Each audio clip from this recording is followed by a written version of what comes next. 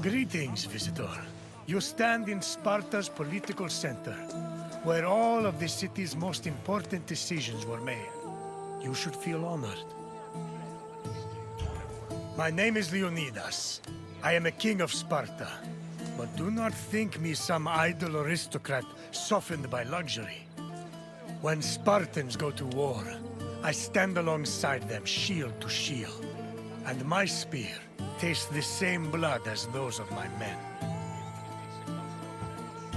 Spartans may be unequaled on the battlefield, but some situations are better solved by a meeting of minds than a clash of swords. Not many, mind you, but some. Sparta's political system was unique in the Greek world. While Athenians wasted hours on end whining and wagging their tongues at each other, Spartan kings made their decisions swiftly and deliberately. They preferred action over words. Come find me again when you finish your visit. We will speak more then. Farewell.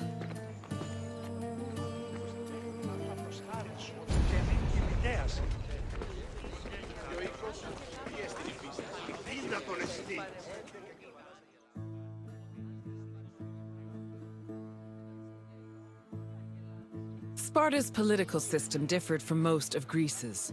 One of its most distinctive features was that it was ruled by two kings.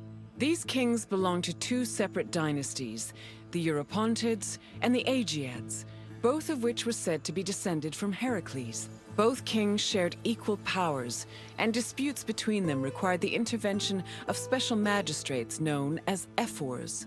However, if one of the kings were more charismatic or experienced, they could influence the weaker king's choices.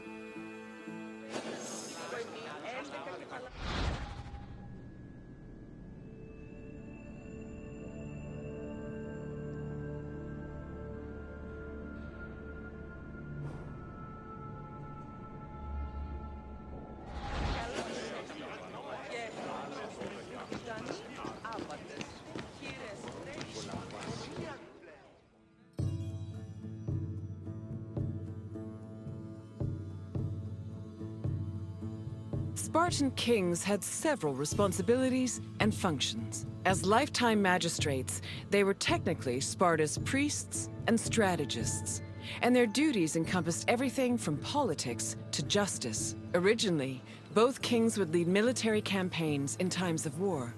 However, from 507 BCE onwards, only one of the two kings could be head of the army. On the battlefield, kings were accompanied by 300 elite soldiers for protection. But being a king wasn't only about working and fighting. They enjoyed special privileges as well. Spartan kings lived at the expense of the city, owned royal estates in the surrounding Perioikic cities, and received the majority of the spoils of war. When they passed away, they were buried with special honors, and the population mourned them for a period of 10 days.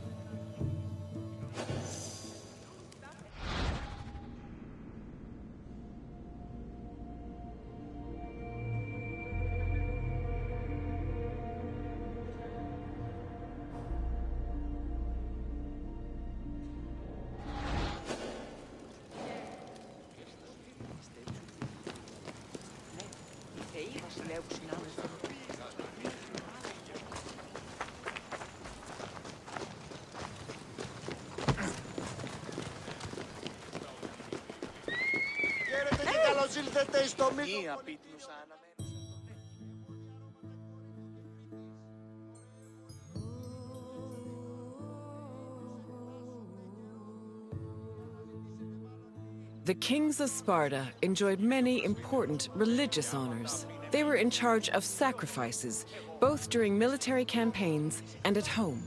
The kings received double portions of the meat at all communal meals, and they were also the first to pour libations. They also personally conducted public sacrifices as priests, which helped remind their subjects of their divine connection to Heracles and Zeus.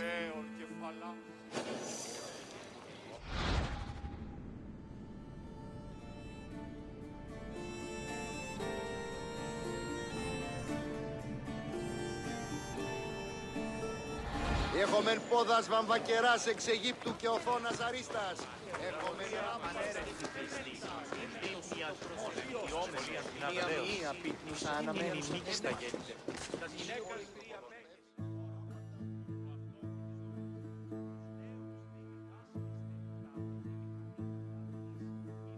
The ephors, or overseers, were 5 magistrates elected by the Spartan assembly. They were chosen from amongst Spartan citizens over 30 and served for 1 year with no possibility of re-election. The ephors played a large part in administrating the city and were considered the most democratic agents in the Spartan political system. They had judicial power and ordered the dispatching of the Spartan army during wars. They also met and negotiated with representatives from other states, in addition to running the agoge, the Spartan education system. While not as powerful as the 2 kings, the ephors still held great sway over Sparta's affairs.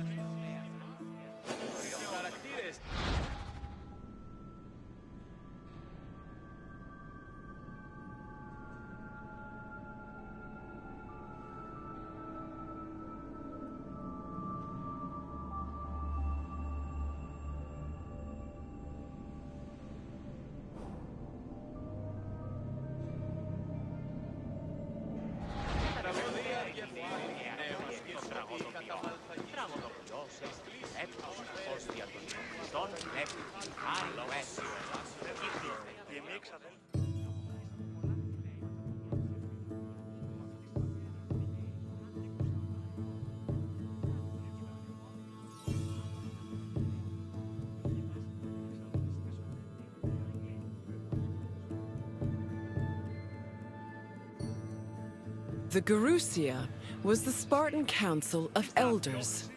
It was made up of the 2 current kings, as well as 28 elders called Gerontes. They were Spartan citizens over the age of 60, the cutoff age for military duty. They were elected for life by the Spartan Assembly. Boulay handled legislative and financial matters. It could submit bills and motions to the Assembly, and could also cancel Assembly decisions with the power of veto. To ensure that the right of veto did not weaken the Assembly, ephors were introduced to keep the Gerousia in check and maintain a steady balance of power.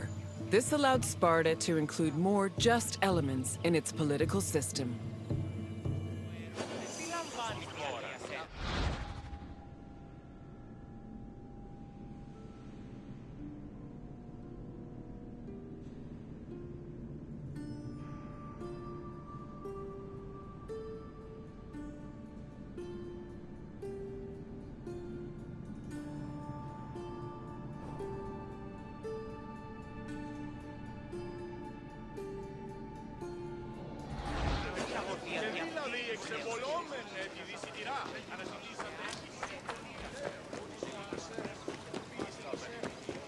Ο ουρανός Διός Χριστής, ουχίος περσέ. Μία πίτνουσα αναμένουσα τον νέκη. The Spartan Assembly, or the Apella, was made up of Spartan citizens who were over 30 years old. Its exact meeting place remains unknown, but it was presided over by a special member of the ephors called the eponymous ephor. The Apella had limited authority, since any decision it made could be overruled by the Gerousia. But thanks to the efforts of the ephors, it still played an important role in Spartan society. The Apella dealt with topics like foreign affairs, war declarations, peace negotiations, and more. They also elected ephors and Gerousia members, and could both grant political rights to foreigners and remove them from Spartan citizens. Unlike the myriad sources on the functions of the Athenian Assembly, the exact details of the Apella's decision-making process are unknown.